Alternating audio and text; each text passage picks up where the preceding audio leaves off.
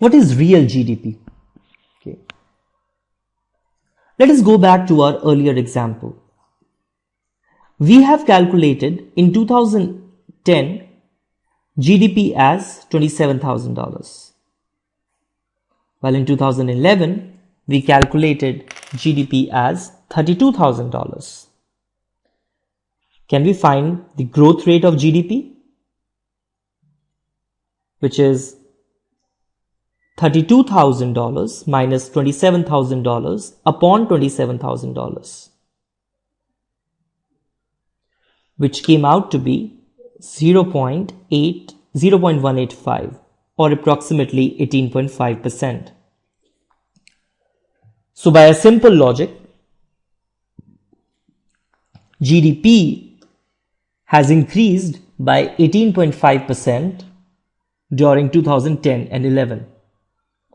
But the question is, does it really increase by 18.5%? Is it really the case that this much amount of new goods and services have been produced in an economy during 2010 and 11? Let us see. Well, in case if you look at it, in 2010, how much of X is being produced? 3,000. In 2011, how much of X is being produced? Again 3,000. In 2010, how much of Y is produced? 3,000. In 2011, how much of Y is produced? 2,000. So, production of X is constant, but production of Y has fallen. But in spite of this, GDP is larger in 2011. Culprit are prices. So,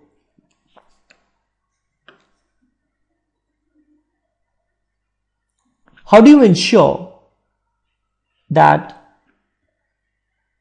you will be able to find out only the changes in GDP which are driven by changes in output only, and not by changes in prices? So what do is that you keep the prices constant. When you keep the prices constant, then whatever changes in GDP will come forth, they'll be driven only by changes in output and not by the changes in prices. So for example, in case if I take 2010 as base year and I keep 2010 prices as constant and to be applicable in 2011 also. So I'll again recalculate this. 2010 GDP will remain same as $27,000, while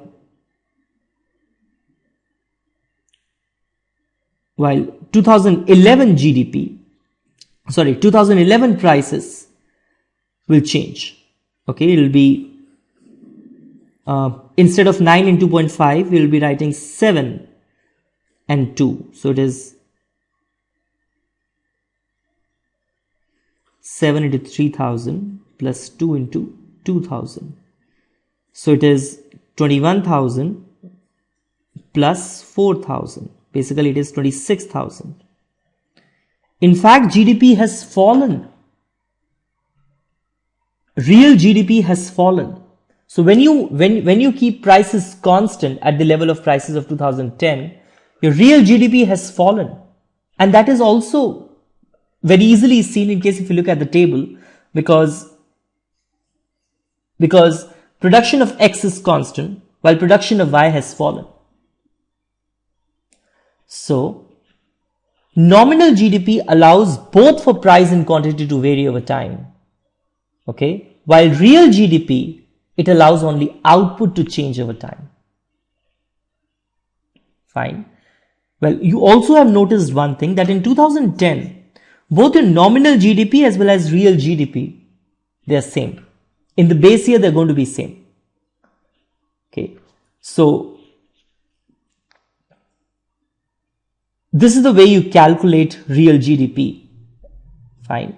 So what we have seen is that when you try to find out the growth rate in GDP, It's always better to find out the growth rate in real GDP.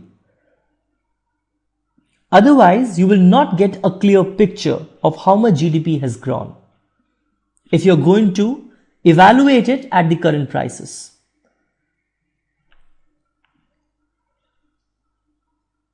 When you keep prices constant, then you take the entire price effect away from the calculation of GDP.